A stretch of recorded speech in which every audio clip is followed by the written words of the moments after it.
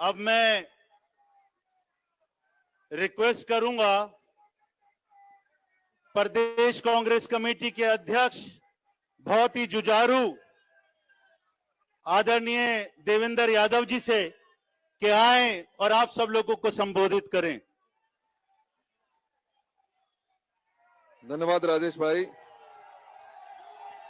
और भैया एक बार जोरदार नारा, कांग्रेस पार्टी, दोनों हाथ ऊपर उठा के, कांग्रेस पार्टी, श्री राहुल गांधी, श्री राहुल गांधी।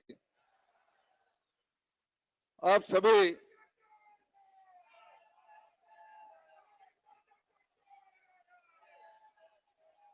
आज सीलमपुर की इस विधानसभा की विशाल सभा में उपस्थित हमारे बहुत ही आदरणीय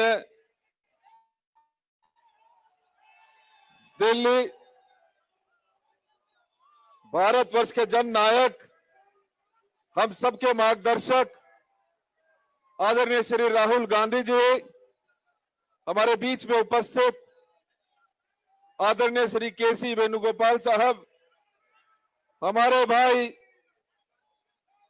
Delhi all India Congress committee के राष्ट्रीय इंचार्ज भाई काजी निजामुद्दीन साहब, मेरे पूर्व के यहां पर अध्यक्ष भाई अनिल जी और मेरे सभी मंचासीन साथियों को संबोधित करते हुए मैं अपनी बात शुरू करना चाहता हूं और आपसे उम्मीद करता हूं, एक मिनट दोस्त भैया, सभी देखिए आज हम सब के लिए ये एक ऐतिहासिक पल है और हम सब इस ऐतिहासिक दिन के साक्षी हैं जिस दिन हमारे जन नायक माननीय श्री राहुल गांधी जी एक ऐसे महाअभियान की शुरुआत करने जा रहे हैं जो समाज के अंतिम पंक्ति में खड़े हमारे दलितों, अल्पसंख्यकों, पिछड़ों, आदिवासी को उनका हक दिलाने का है, उनके न्याय का है। हमें गर्व है जब इतिहास लिखा जाएगा तो इस आंदोलन की आहुति में जननायक के साथ लड़ने वालों में हमारा भी नाम होगा। मैं आज प्रमुख रूप से दो बातें संक्षिप्त में रखूंगा, एक दिल्ली के विषय में और एक बाबा साहेब अंबेडकर जी की चिंताओं के विषय में। आप सब जानते हैं कि आज से 10 साल पहले दो बहरूपीय एक केंद्र में हमारे शासन करने के लिए आया और दूसरा दिल्ली पर हम लोगों को बहुत सारे वादे और सपने दिखाने का जिसने काम किया उसने दिल्ली में सरकार स्थापित की। सपने बहुत दिखाए गए थे, कहा गया था कि महंगाई कम होगी, बेरोजगारी कम होगी, लेकिन पिछले 10 सालों में उस महंगाई कम करने वाले ने, उस बेरोजगारी कम करने वाले ने अगर कुछ किया तो इस संविधान को कमजोर करने की कोशिश की गई। ऐसे में जब एक देश का हुक्मरान बनने की कोशिश की और इस संविधान को ही चैलेंज जिसने करने की कोशिश की, उस व्यक्ति का अगर किसी ने डटकर मुकाबला किया, पूरे देश में भारत जोड़ो यात्रा के महानायक, हम सब के जननायक माननीय राहुल गांधी जी ने इनके ईंट से ईंट बजाकर इस सरकार को कटघरे में खड़े करने का काम किया। साथियों, इसी प्रकार से आज से 10 साल पहले दिल्ली में भी एक सपनों का सौदागर आया था और उसने भी हमें सपने दिखाए कि भ्रष्टाचार खत्म कर दूंगा, लोकपाल बिल लेकर आऊंगा, हर घर में बिजली और पानी दूंगा, दिल्ली को एक बेहतर दिल्ली बनाने का काम करूंगा, नए अस्पताल खोलूंगा, नए स्कूल खोलूंगा। लेकिन दुख की बात है, आप सब उस बात के गवाह हैं कि आज लगभग 25 विधायक, जिसमें स्वयं पूर्व मुख्यमंत्री, पूर्व उप मुख्यमंत्री, उनके मंत्रीगण और अनेकों विधायक भ्रष्टाचार के मामले में जेल गए।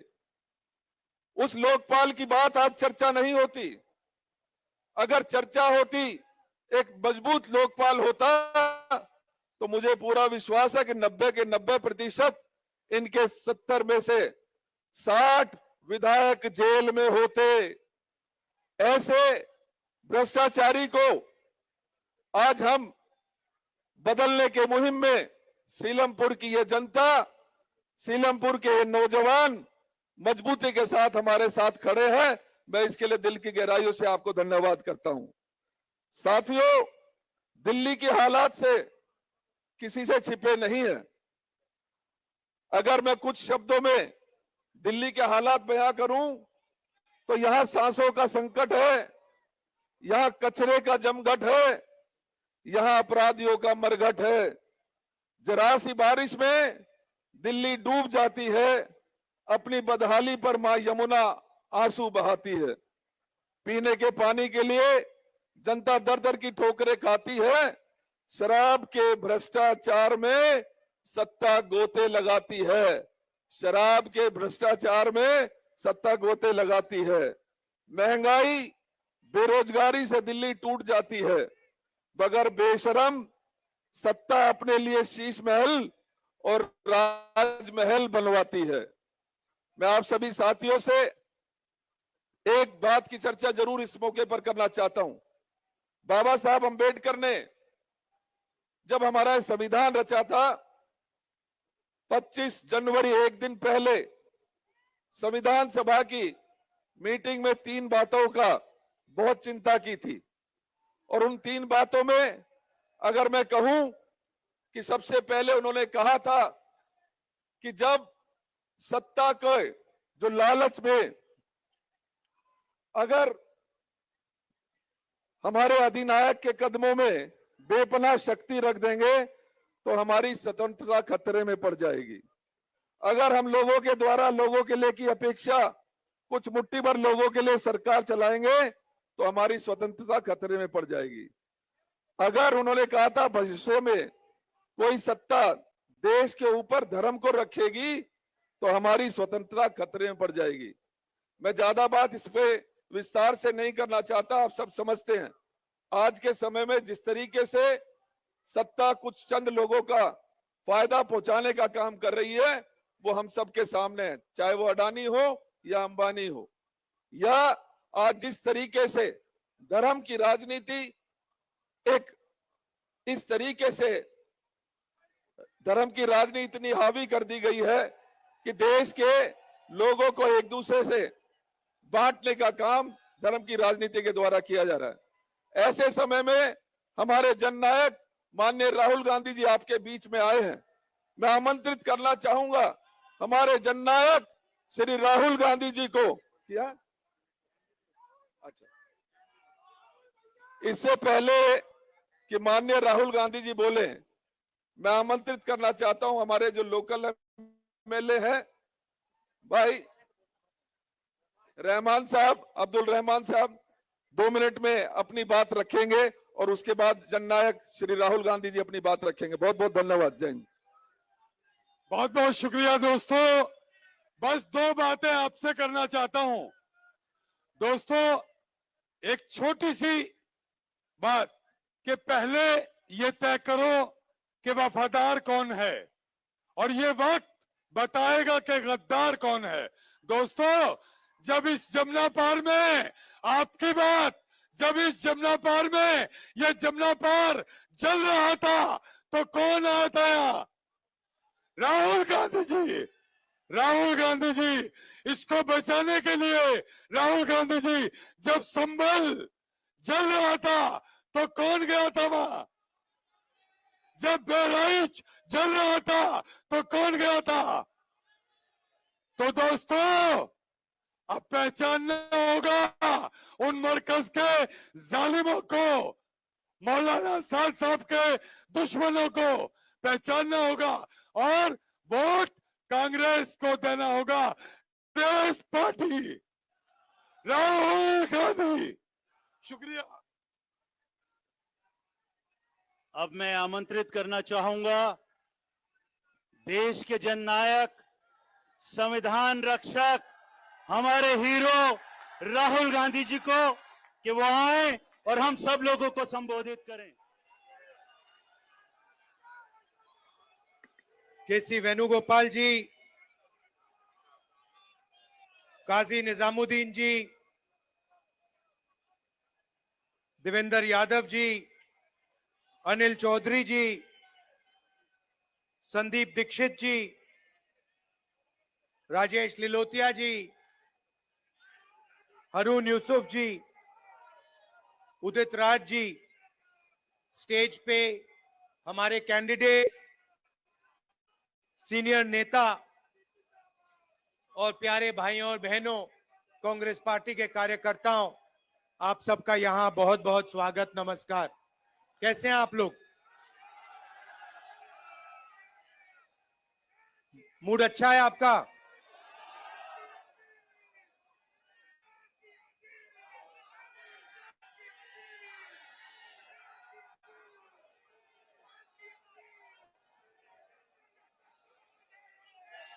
देश में विचारधारा की लड़ाई चल रही है। एक तरफ वो लोग खड़े हैं जो चाहे कुछ भी हो जाए, चाहे कुछ भी हो जाए, इस संविधान की रक्षा करेंगे। संविधान में साफ लिखा है, पहले पेज पे लिखा है कि हिंदुस्तान हर हिंदुस्तानी का है, चाहे उसकी कोई भी जात हो, कोई भी धर्म हो, अगर वो हिंदुस्तानी है तो इस देश में उसकी रक्षा होनी चाहिए, उसको प्रोटेक्शन मिलनी चाहिए।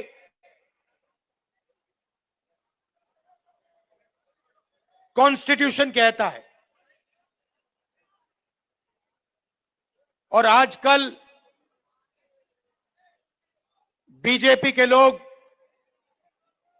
आरएसएस के लोग इस संविधान को खत्म करने में लगे हुए हैं, नफरत फैलाते हैं, एक भाई को दूसरे भाई से लड़ाते हैं,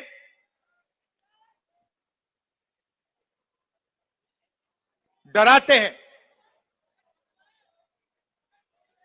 कन्याकुमारी से लेकर कश्मीर तक 4000 किलोमीटर हम इस संविधान को बचाने के लिए चले थे।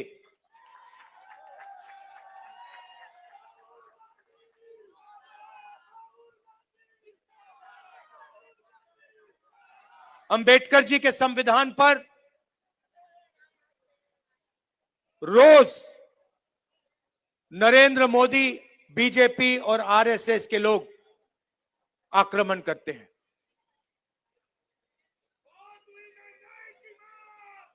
और मैं आपसे यह कहना चाहता हूं कि मेरी राजनीति और कांग्रेस पार्टी की राजनीति में बिल्कुल क्लैरिटी है। हमारे लिए इस देश के सब लोग एक समान हैं। इस देश में मोहब्बत नफरत को काटेगी, हराएगी। मोहब्बत हिंसा को काटेगी और हराएगी। और आप मेरी पूरी लाइफ की राजनीति देख लेना, मैं आज की बात नहीं कर रहा हूं। जब तक मैं जिंदा हूं, आप लिख के ले लो, अगर किसी भी हिंदुस्तानी पर आक्रमण होगा, चाहे वो कोई भी हो, किसी भी धर्म का हो, मुसलमान हो, हिंदू हो, सिख हो, ईसाई हो, चाहे वो किसी भी जात का हो, दलित हो, पिछड़ा हो, राहुल गांधी वहां आपको उसकी रक्षा करते हुए मिलेगा। मेरे लिए हिंदुस्तान का यही मतलब है कि इस देश में नफरत ना हो और गरीब से गरीब व्यक्ति, हर धर्म का व्यक्ति, हर जात का व्यक्ति बड़ा से बड़ा सपना देख सके।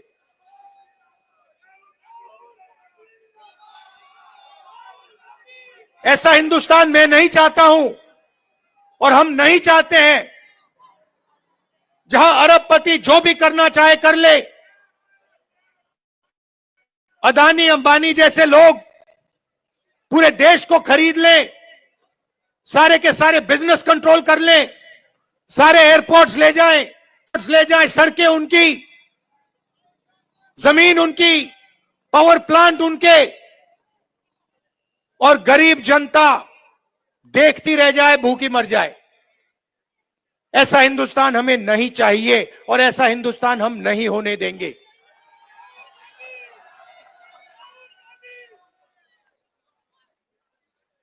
मैं जहां भी जाता हूं, अपनी मीटिंग्स में 2-3 चीजें कहता हूं और ये आपको अच्छी तरह समझना होगा। इस देश में गरीब लोगों की भागीदारी नहीं है। अभी आपने कहा, महंगाई की बात की और आपने कहा कि महंगाई बढ़ती जा रही। मैं आपसे पूछना चाहता हूं, महंगाई बढ़ रही है, कम हो रही है?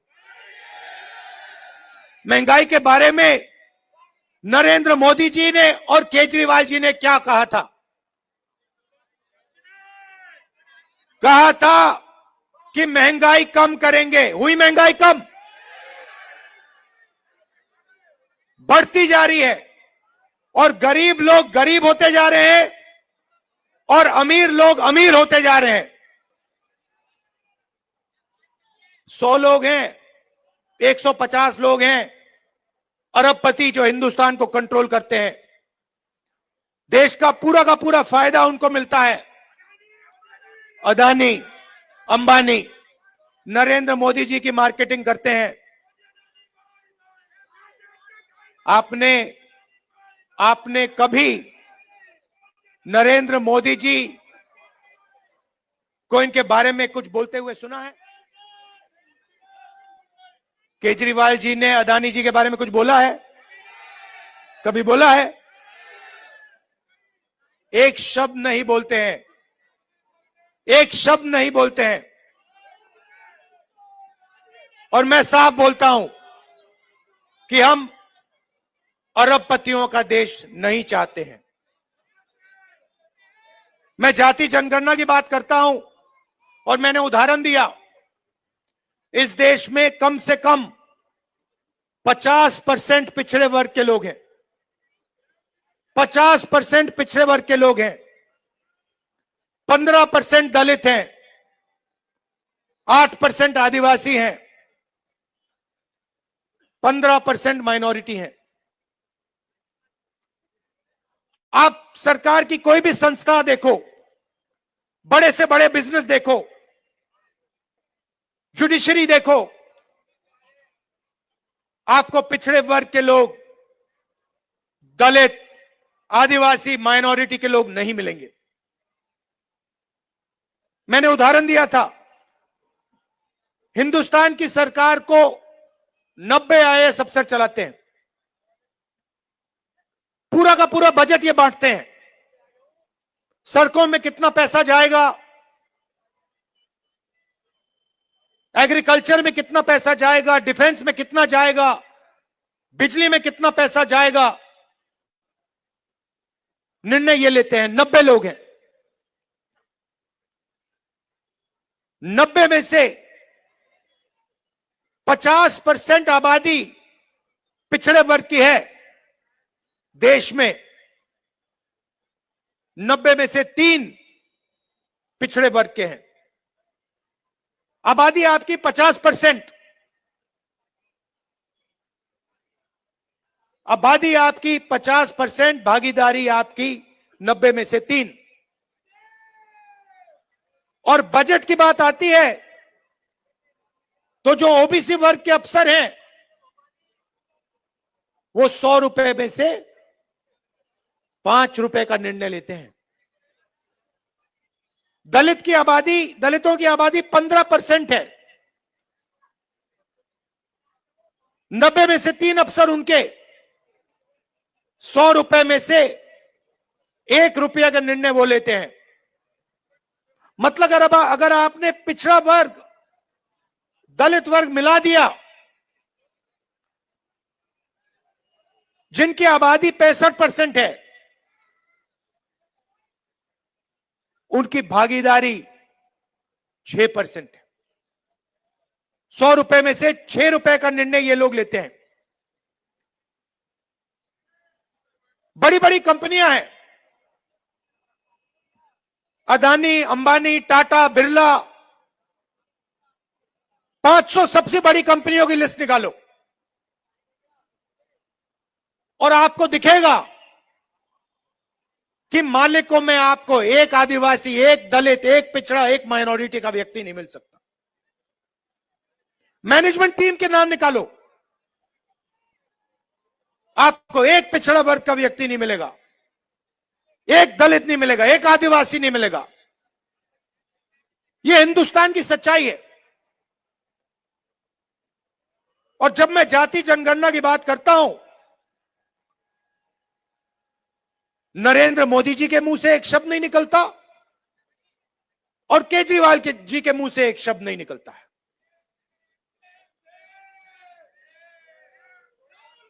क्योंकि दोनों चाहते हैं कि देश में पिछड़े वर्ग को, दलित को, आदिवासियों को, माइनॉरिटीज को भागीदारी ना मिले।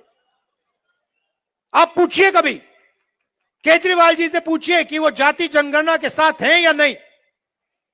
मोदी जी से पूछिए जाति जनगणना के साथ हो या नहीं। मैंने पार्लियामेंट में उनके सामने बोला,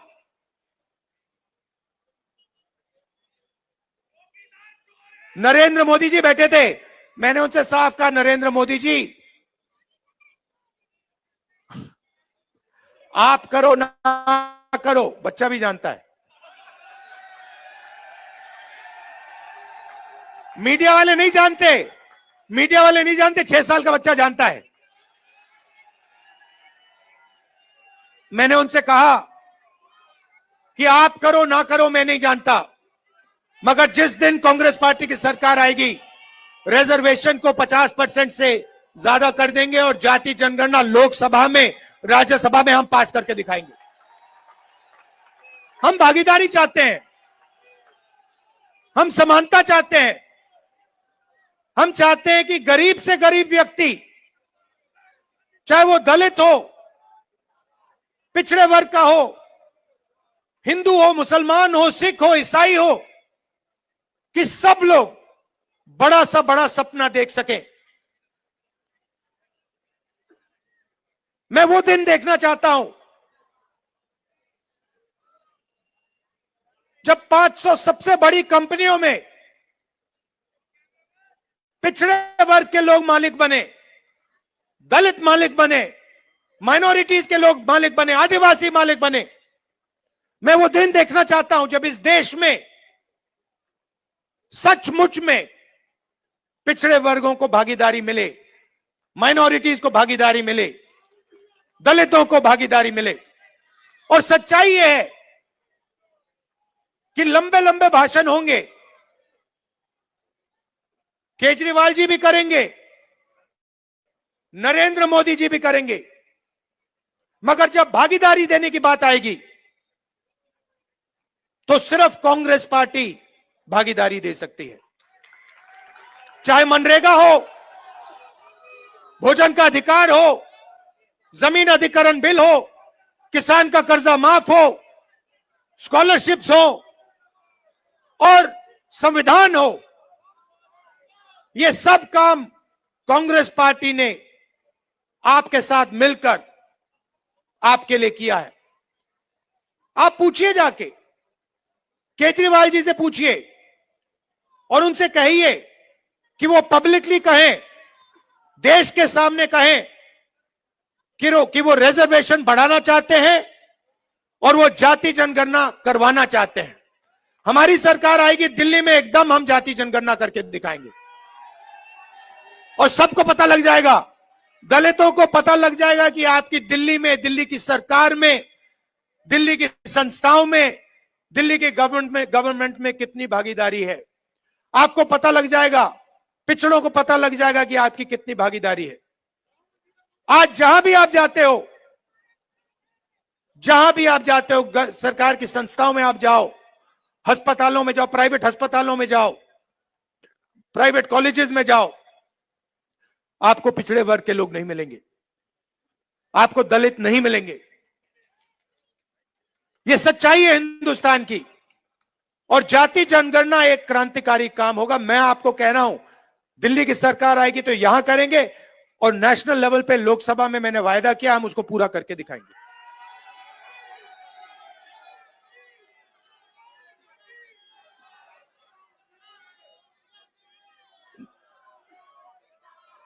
जब केजरीवाल जी आए थे, आपको याद होगा, शीला जी की सरकार थी, आपको याद है, वो दिल्ली याद है आपको। और केजरीवाल जी आए और केजरीवाल जी ने बहुत बड़ा प्रचार किया, दिल्ली को मैं साफ कर दूंगा, भ्रष्टाचार मिटा दूंगा, पेरिस बना दूंगा। अब देखिए हुआ क्या। आप देखिए, बाहर चला नहीं जा सकता है, ऐसा पोल्यूशन है, बाहर चला नहीं जा सकता है, आधे लोग बीमार रहते हैं, कैंसर बढ़ रहा है, पोल्यूशन बढ़ता जा रहा है, महंगाई बढ़ती जा रही है। और उन्होंने कहा था कि भ्रष्टाचार को अरविंद केजरीवाल जी मिटाएंगे। अब आप बताइए, दिल्ली में अरविंद केजरीवाल जी ने भ्रष्टाचार मिटाया क्या? मिट गया। तो जैसे प्रचार नरेंद्र मोदी जी करते हैं मीडिया का, झूठे वायदे, एक के बाद एक झूठे वायदे, वैसे ही स्ट्रेटेजी केजरीवाल जी की है। कोई फर्क नहीं है। ये सच्चाई। और आप जानते हो, जो मैंने शुरुआत में कहा, अगर किसी भी हिंदुस्तानी पर, चाहे वो कोई भी धर्म का हो, कोई भी जात का हो, अगर कोई भी उसके खिलाफ हिंसा करेगा तो राहुल गांधी और कांग्रेस पार्टी वहां आपको मिलेगी। ये हम में और उनमें फर्क है। देखिए, ये उनमें और हम में फर्क है। जब हमारी जरूरत पड़ेगी, जब आपके खिलाफ हिंसा होगी, हम वहां आपको दिखाई देंगे, आपके साथ खड़े होंगे। और ये मैं ऐसे नहीं बोल रहा हूं, ये हमारा रिकॉर्ड है। हमने कहा था कि बीजेपी की विचारधारा के खिलाफ हम लड़ेंगे और 4000 किलोमीटर कन्याकुमारी से लेकर हम कश्मीर चले हैं। और हमने नारा दिया, देश की जनता ने नारा दिया, नफरत के बाजार में मोहब्बत की दुकान खोलनी है। और हमने ये नहीं कहा आपको कि मोहब्बत की दुकान जब ही खुलेगी जब आप हमें वोट दोगे। हमने आपसे कहा, चाहे कुछ भी होगा, ये विचारधारा की लड़ाई है, आरएसएस बीजेपी के खिलाफ हम हैं, आज हैं, पहले थे और पूरी जिंदगी रहेंगे। और 4000 किलोमीटर हम चले और देश का माहौल हमने बदल दिया। एक नए तरीके की राजनीति हम लाए और एक तरफ हिंसा और नफरत और दूसरी तरफ मोहब्बत की दुकान। ये सच्चाई है। तो मैं आपको आश्वासन देने आया हूं 2-3 चीजों की। सबसे पहले, हिंदुस्तान सबका है, गरीबों का है, 10-15 अरबपतियों का हिंदुस्तान नहीं है। दूसरी बात, इस हिंदुस्तान में संविधान सबसे जरूरी है। इसकी रक्षा हमने की है। आपने देखा होगा, पहले नरेंद्र मोदी जी 400 पार की बात कर रहे थे, छाती फैला के 400 पार, और चुनाव के बाद संविधान को उन्होंने ऐसे किया, सिर पे लगाया। यह काम कांग्रेस पार्टी ने करवाया है। कांग्रेस पार्टी ने साफ उनको कह दिया कि देखो, बाकी सब ठीक है, अगर संविधान पर आक्रमण किया तो फिर हिंदुस्तान आपको माफ नहीं करेगा, देश आपको माफ नहीं करेगा। तो ये मैं आपसे कहना चाहता हूं, यहां पे कांग्रेस पार्टी का पूरा समर्थन कीजिए, कांग्रेस पार्टी को जिताइए। और जो पहले हम विकास करते थे, जो पूरी दुनिया को मालूम है, जो शीला दीक्षित जी ने काम किया था, जब कांग्रेस पार्टी कर पाएगी। कांग्रेस पार्टी कर सकती है, ना केजरीवाल जी कर सकते हैं, ना बीजेपी कर सकती है। यह सच्चाई है और आपने देख लिया है, आपके सामने सच्चाई है। दिल्ली की सच्चाई आपके सामने है, महंगाई की सच्चाई आपके सामने है, सड़कों की सच्चाई आपके सामने है, पोल्यूशन की सच्चाई आपके सामने है। तो कांग्रेस पार्टी को आप पूरा समर्थन दीजिए, हमारे कैंडिडेट्स को यहां जिताइए और दिल्ली में हमारी सरकार बनवाइए। आप सबका बहुत बहुत धन्यवाद। और कांग्रेस पार्टी के जो हमारे कार्यकर्ता हैं, हमारे जो बब्बर शेर हैं, आप सबका दिल से बहुत बहुत धन्यवाद। नमस्कार, जय हिंद, नमस्कार। बहुत बहुत धन्यवाद। और राहुल गांधी जी की इस बात के बाद मैं सिर्फ इतना कहना चाहूंगा, बदल कर रख देंगे फिजा जमाने की, बदल कर रख देंगे फिजा जमाने की। अब तो जिद है नया इतिहास बनाने की।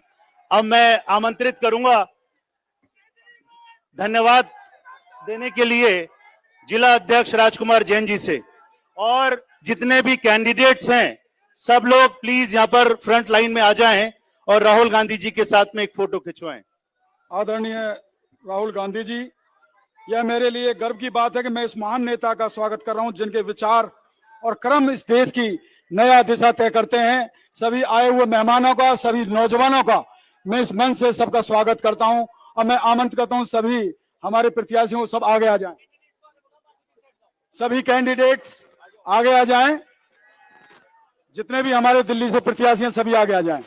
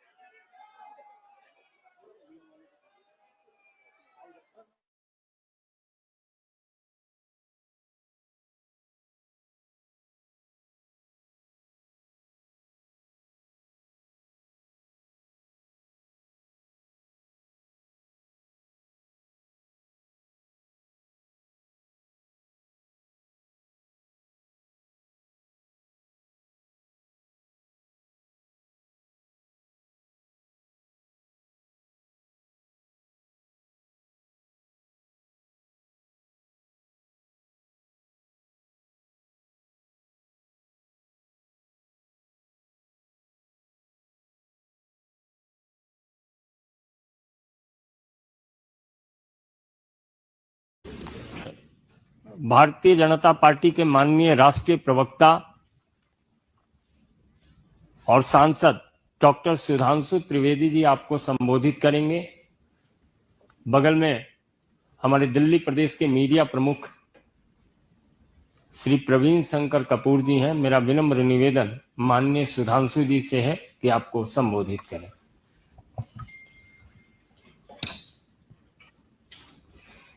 मित्रों, आप सभी जानते हैं कि दिल्ली में मुख्यमंत्री है भी और नहीं भी, और जो मुख्यमंत्री नहीं है वो मुख्यमंत्री है भी, यानी अस्थायी मुख्यमंत्री और एक्चुअल मुख्यमंत्री दोनों के बीच का द्वंद्व देखते हुए दिल्ली की जनता के मन में कई प्रश्न तो उठ ही रहे थे। अब संवैधानिक व्यवस्थाओं और कानूनी दृष्टि से भी प्रश्न उठने शुरू हो गए। दिल्ली के सो कॉल्ड एक्चुअल मुख्यमंत्री